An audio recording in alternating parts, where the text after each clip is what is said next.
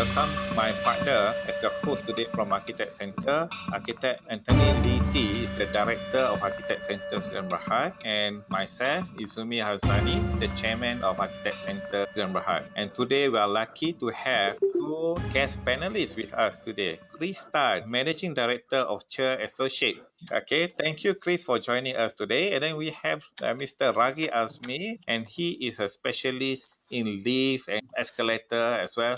Okay, let's proceed with the question. Question number one.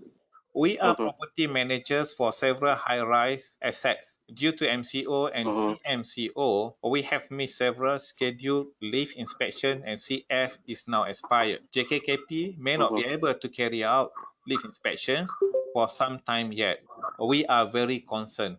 What is SCSB's advice? Okay, thank you very much for the question. What happened was when the MCO was first announced, JKKP came out with a notice that the inspection during the MCO period will be postponed. So that was already a directive from JKKP. However, from the owner point, they need to ensure that they have already made the request for inspection. At least you should have registered.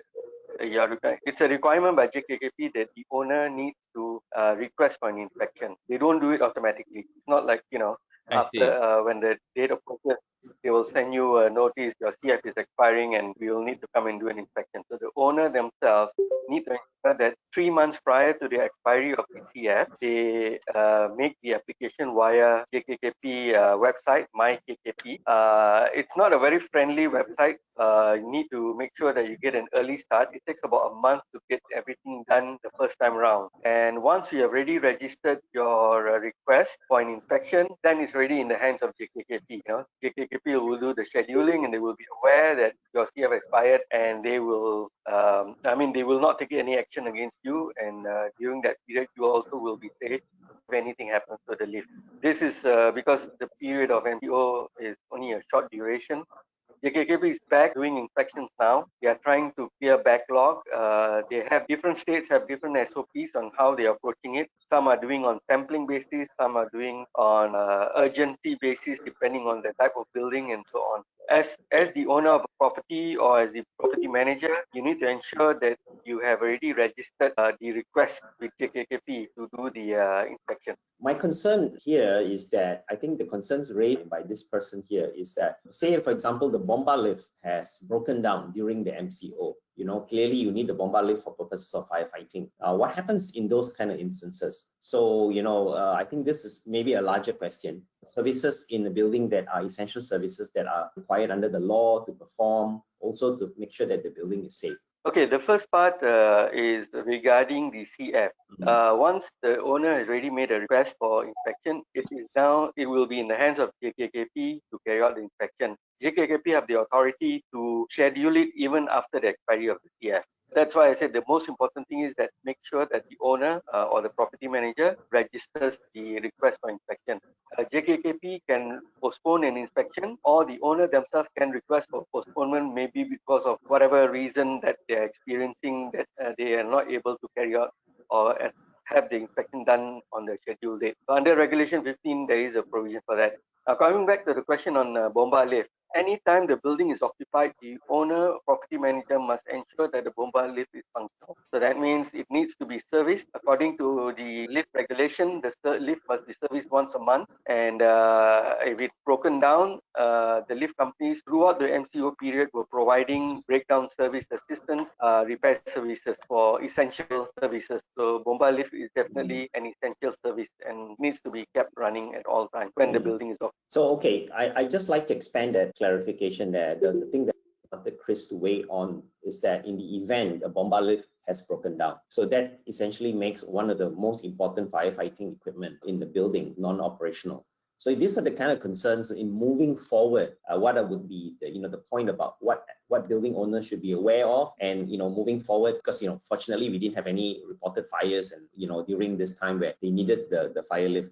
So Chris, maybe you could weigh in a little bit on this issue in the event building owners miss their inspections, and then also when the lifts may not be operating properly. What are the kind of steps they should do? I think very importantly, everyone must understand is the level of responsibility and liability of so-called building owners. owner, right? Because in the context of a lift, there's a few things here. Number one is the building owner. Number two is the management of the building, right? As in a professional manager, right? And also the contractor is supposed to service the lift, for example. They are having a contract. Under the contract, they need to come, and because of MCO, they cannot perform. There's many level and facade to this. But I just want to put a very right context for everyone to understand when it comes to the problem posed by MCO or SCMCO in relation to inspection, in relation to extension of certain validity, in relation to a certain thing called safety, in relation to whether we can ensure the continuation, smooth functioning of a building. I want to highlight one thing is very simple. It's a bridge. It's very simple. Right, so you have done post the expiry, you're due for inspection, and there's no inspection, there's a breach. A very simple way to look at it. So you are due for inspection on the 1st of April, and 1st of April, there's no inspection performed, so there's a breach, correct? But then, as far as I'm concerned, in law, there's this concept of mitigation. What does mitigation mean? For example, we know that the circumstances does not allow the performance of the inspection or performance of the renewal or to ensure the safety is in normal control. But what I'm trying to highlight is that at least being the owner, being the manager, being the contractors, being the people who are related to it, they must do everything they can to mitigate their responsibility.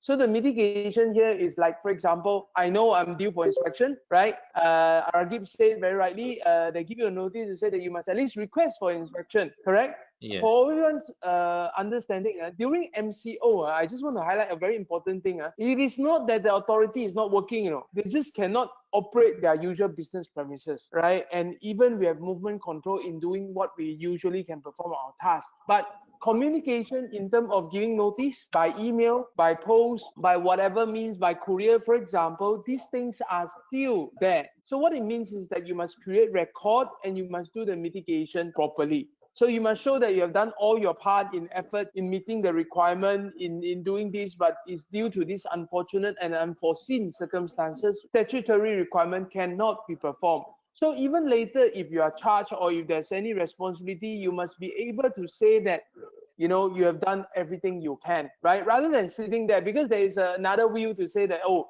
since it cannot be performed, I just sit there and wait. That's the last thing you want to do. You shouldn't sit there and wait, right? And let's go to the bomba lift thing. For example, let's talk about the bomba lift, and it's really essential service, is life-threatening, is safety and whatnot, right? So I'm saying to you is that knowing that it's already spoiled and whatnot, so if you are the management of building owner, you must really then put in mitigation factors. For example, try to contact them, tell the authority, inform, including even worst come to worst, I think we should even do at that time even a police report to say that, we have this situation, we are now putting this, and then ask yourself, what are the mitigation factors? For example, if there is really a bomba lift problem, the question is that, what about the normal lift? Would there be a mechanism to allow the bomba to use those lifts in the event? I don't know. It's a little bit more technical, but you must show that you have done everything possible to do that. So later, even you face any consequence, you say, I've done whatever best in the circumstances, and see how they can help you. Okay, the next question. We have persistent lift breakdowns, although our strata property is only 3 years old. The developer says that the LP is over. The lift maintenance company says there are some expensive parts that require replacement. We have a comprehensive maintenance contract. ACSP, please advise the action need to be taken by us. Thank you for this question. In fact, just having a comprehensive maintenance contract doesn't mean that everything is covered. I've given 2 examples. If you can move to the next slide. Okay, you need to read the comprehensive maintenance contract. I have come across many contracts that state comprehensive maintenance, but when you read inside it, a lot of major things are not included. Like, for example, rope. Some even do not include machines. Some do not include control system, control board. So you need to read the maintenance contract to see whether what the maintenance company is saying that needs to be replaced, is it covered or not under your comprehensive maintenance contract? Okay, the question on, it's only 3 years old, but there are parts that are required to be replaced. It all depends on type of lift and the durability of the components. So it's always good to, first of all, get a comprehensive maintenance contract and ensure that it incorporates a comprehensive. my advice to people always is, when you're looking at a comprehensive maintenance contract, the only exclusions you should accept is, for example, normally is 5.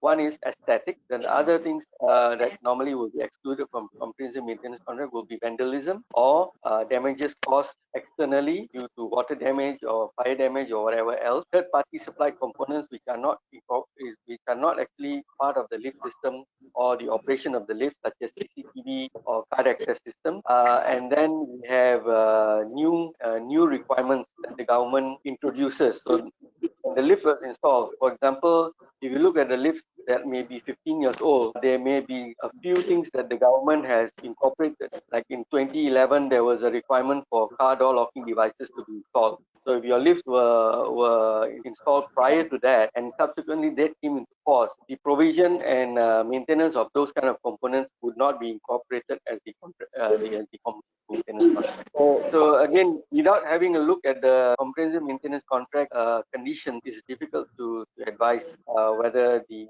lift company is rightfully charging you for the component or not. Sometimes, I'll give you an example. One is the favorite of the lift companies is not to replace the rope.